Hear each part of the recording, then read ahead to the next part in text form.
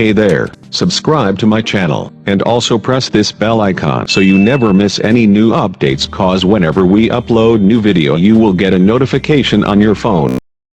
Test is in 4-part, Part 1, Part 2, Part 3, and Part 4. Now look at Part 1. Part 1. John Helston, a student from London University, wants to know some information about a 21st conference. You'll hear a conversation between John and university staff. Now you have some time to look at questions 1 to 5.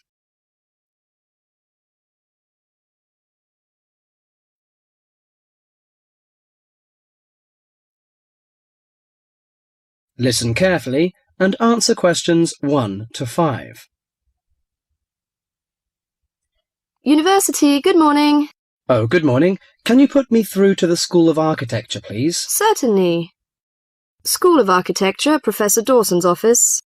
Oh, good morning. I was wondering if you could give me some information about the forthcoming Architecture 21st Conference, dates, enrollment procedures, costs, that sort of thing. Certainly. When exactly is the conference? Well, the conference runs for 3 days, from the 18th to the 20th of October. 18th to 20th of October? Oh, good. I'll still be here then. And where exactly is it being held? Is it at the university, as in previous years? No, it's actually being held at the Pacific Hotel. We've rather outgrown the university conference facilities, so we've opted for this new venue. Right, Paradise Hotel. No, Pacific Hotel. Oh, right. And presumably we can get accommodation at the hotel? Yes, but you'll need to contact them direct to arrange that. I'll give you the number for hotel reservations. Have you got a pen ready? Yeah, go ahead. It's area code 07 and then 933 2233. Okay, and what's the registration fee? Individual fees are $300 for the 3 days or $120 a day if you only wanted to attend for 1 day. Are there any student concessions? Oh, sure. There's a 50% concession for students, and that's $150 for the 3 days or $60 a day. And am I too late to offer to give a talk? Oh, I'm pretty sure you've missed the deadline for that. Oh, really? But I've only just arrived here in Australia. Is there any way I could have a paper accepted? Well, you'd need to talk to Professor Dawson. He's the person organising the conference this year. I can put you through if you like. Oh, yes, please. That'd be great. Oh, and can I just check the spelling of his name? Is that D-A-W-S-O-N? Yes, that's correct.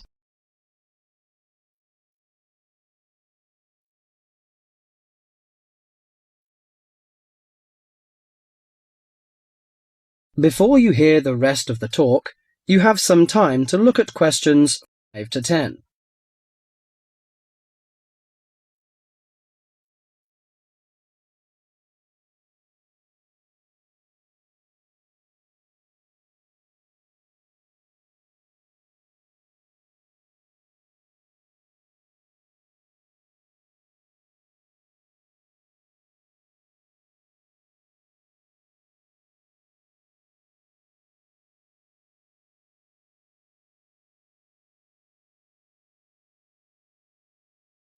Now listen carefully and answer questions 6 to 10.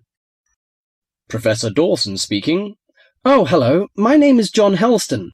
I'm an architecture student at London University. I'm here in Australia for 3 months, looking at energy-saving house designs.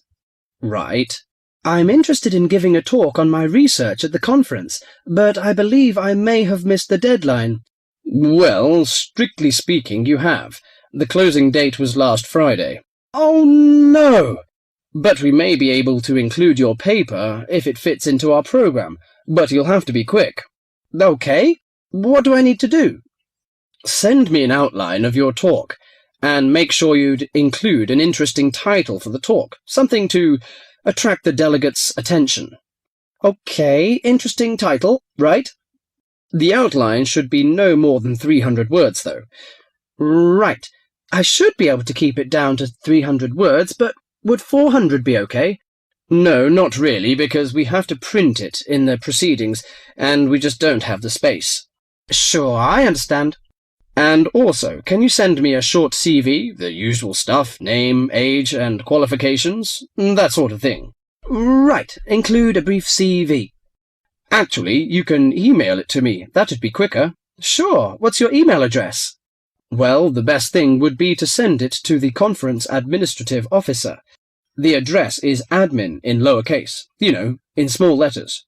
Right, so that's admin@uniconf.edu.au. Right, I'll do that straight away. Thank you very much, you've been very helpful. Okay, well, we hope to see you in October then. That is the end of part 1. You now have half a minute to check your answers.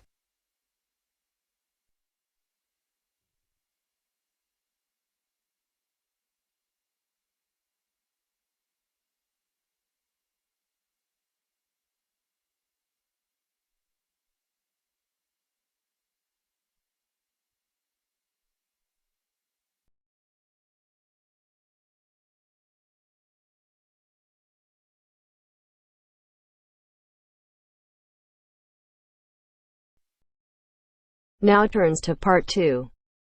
Part 2. You are going to listen to a radio program on sleep deprivation. First, you have some time to look at questions 11 to 15.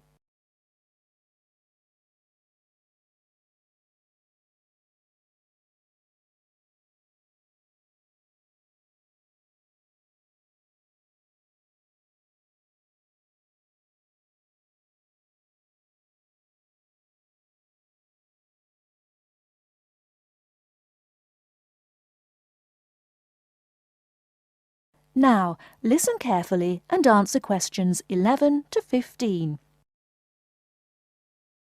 With us in the studio today are Dr. Peter Collins, a senior lecturer in the Department of Psychology at the University of Chicago, and Helen Gardner, the author of the book Deep Sleep.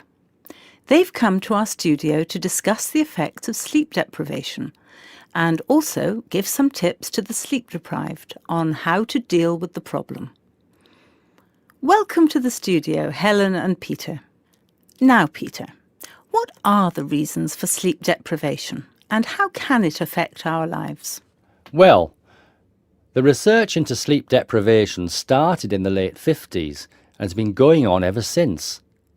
Many researchers link sleep deprivation with electricity, television and computers, which have enabled humans to work 24/7. Before electricity was invented, people's body clocks were synchronized with the sun's schedule, and the average time they spent sleeping was 8 to 9 hours a night. By 1975, that average was down to 7 hours, and today 1/3 of us sleep less than 6 hours a day. This leads to a condition called chronic sleep deprivation, which basically means going for extended periods of time with less sleep than your body needs. Chronic sleep deprivation can cause a variety of physical and psychological problems.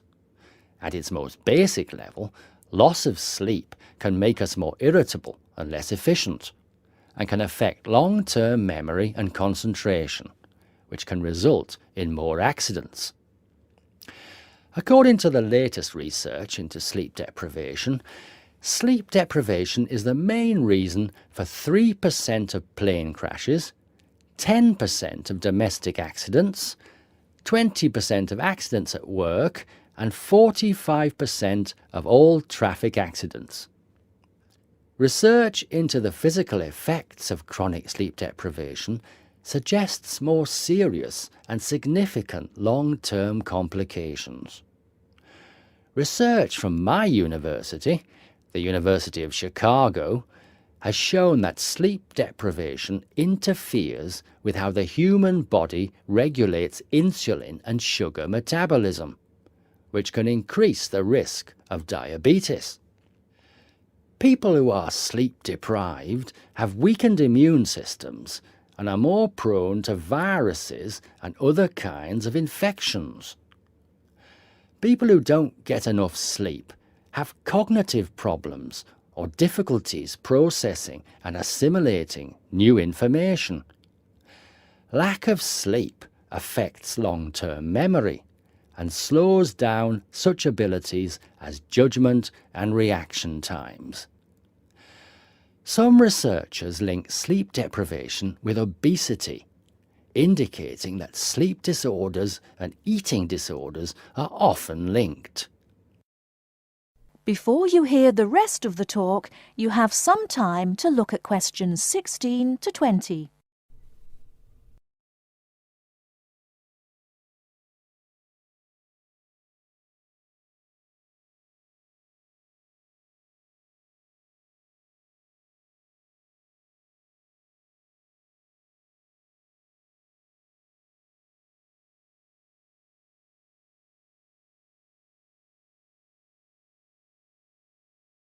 Now listen and answer questions 16 to 20.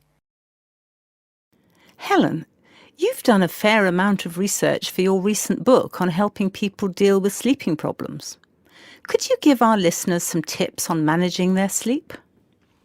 Well, if you spend several hours a night tossing and turning in bed, trying to fall asleep, you first have to find out how much sleep you need.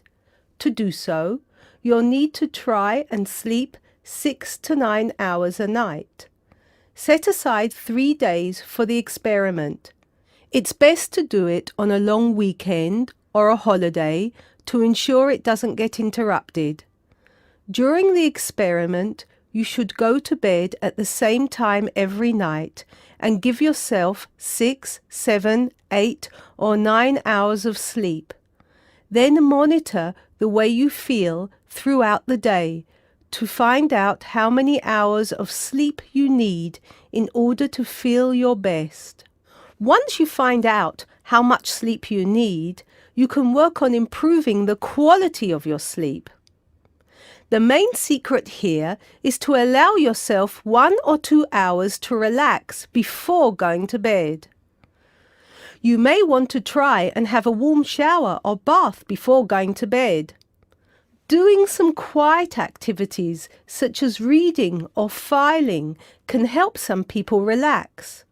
A warm drink in bed helps to induce sleepiness. Some people take up yoga or meditation to help them relax at night. Different techniques will work for different people, so it's best to experiment and find the one that suits you best. You should definitely avoid using technology before going to bed. Activities such as playing video games, watching TV, and others which require you to use your attention can stop you from falling asleep.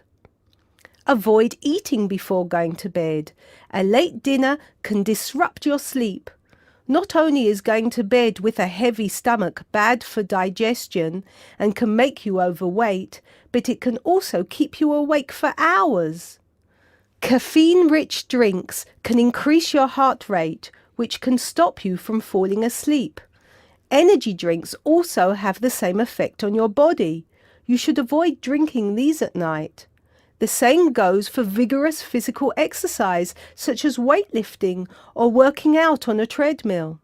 In many cases, you can reset your body clock and make it tick for you by changing your lifestyle. If your sleep deprivation is severe, it's always best to seek professional advice and get an appointment with your doctor, who might prescribe you sleeping pills. Thank you, Helen. We'll be back after the break and we'll be answering questions we've received from our listeners.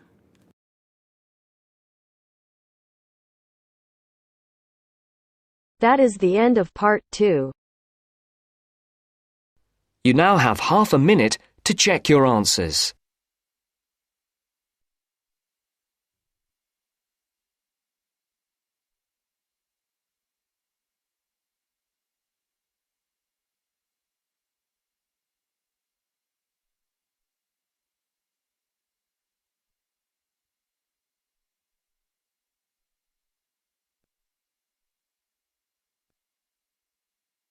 Now turns to part 3. Part 3. John has applied to train as a teacher and is being interviewed. In this stage of the interviewer will discuss John's previous studies and work experiences. First, you have some time to look at questions 21 to 25.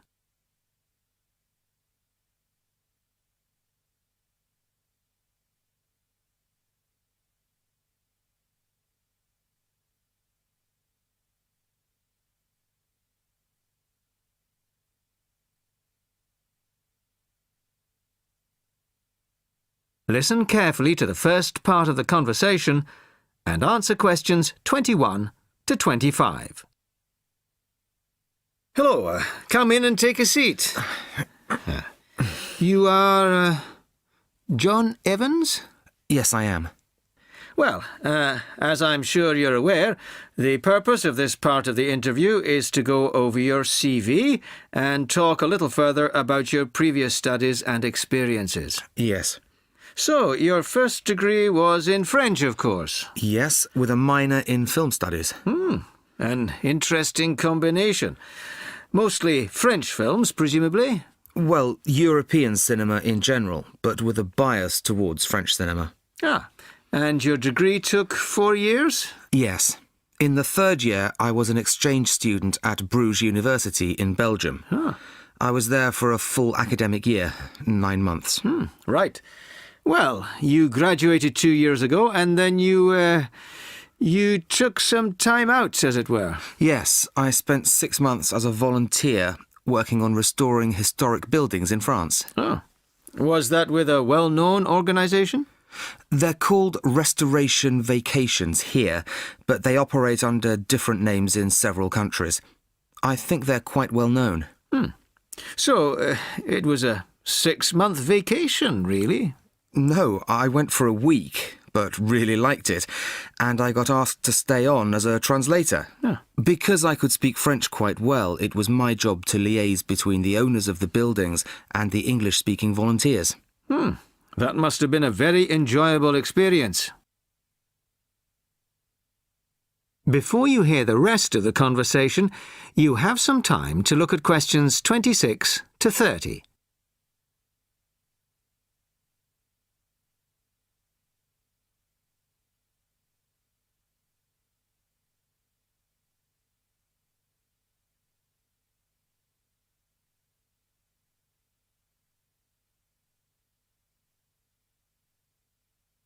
Now listen and answer questions 26 to 30.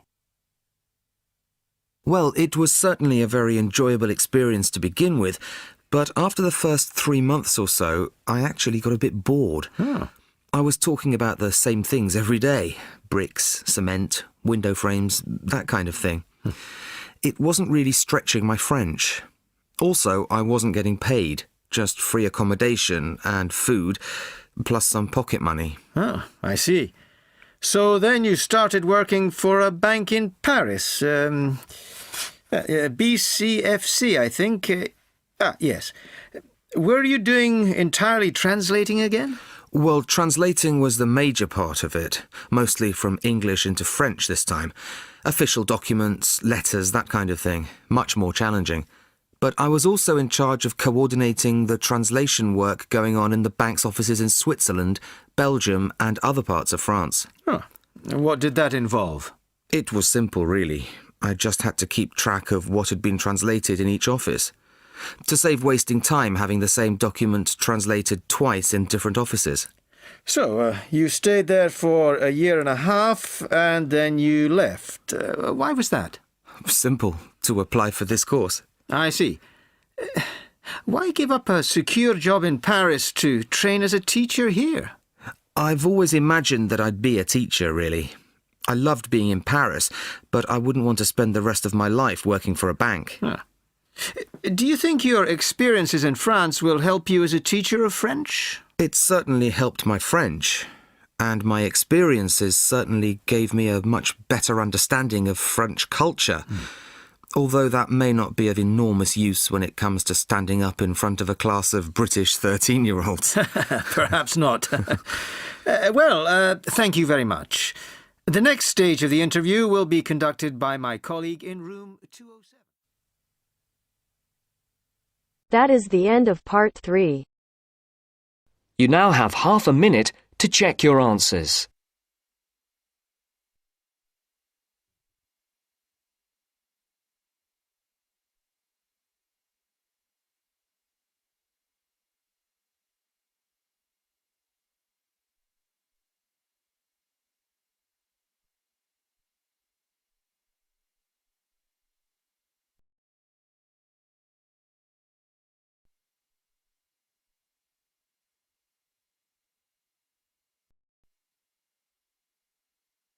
Now turns to part 4.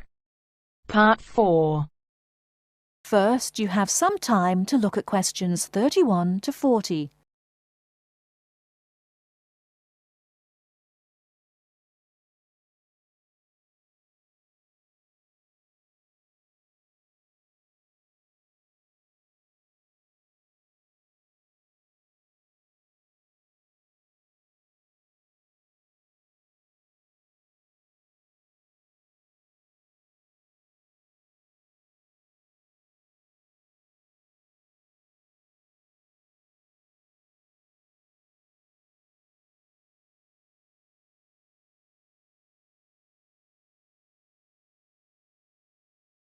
Now listen carefully and answer questions 31 to 40. Hello and welcome. My name's Carolyn Tan. Just as there are a great number of different courses and places to study here, the teaching methods used and the skills you need will vary, depending on the subject you study and the college or university you attend. All courses vary, but most include some of the teaching methods I'm going to talk about today. Generally speaking, in some subjects, you will have timetabled classes for most of the week.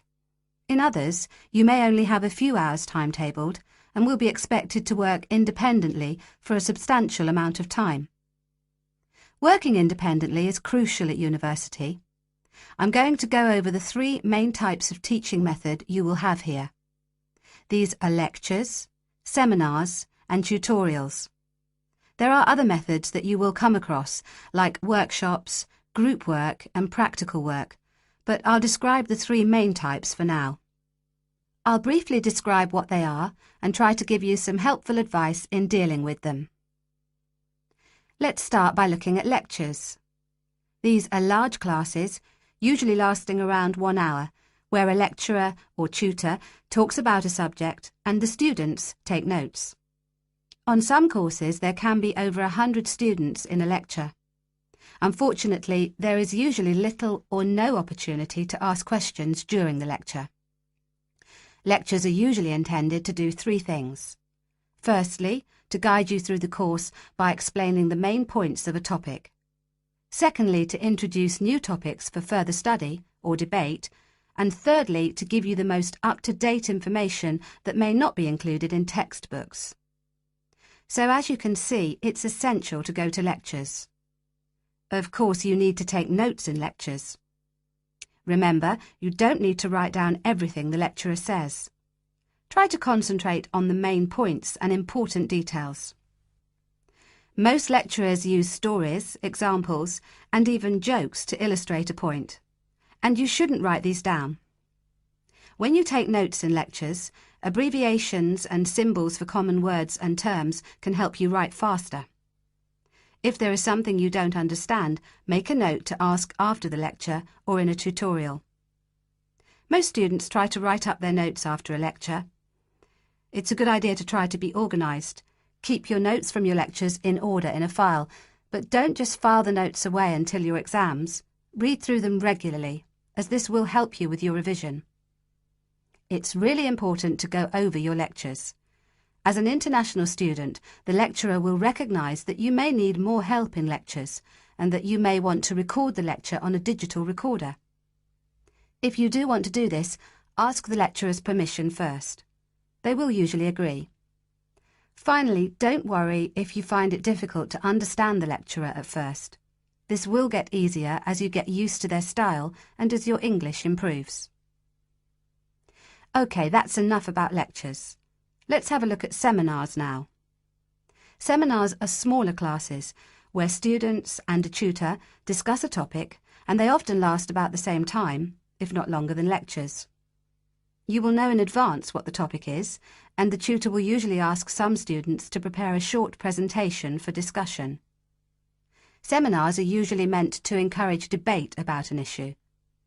This means different opinions will be expressed by the tutor and students.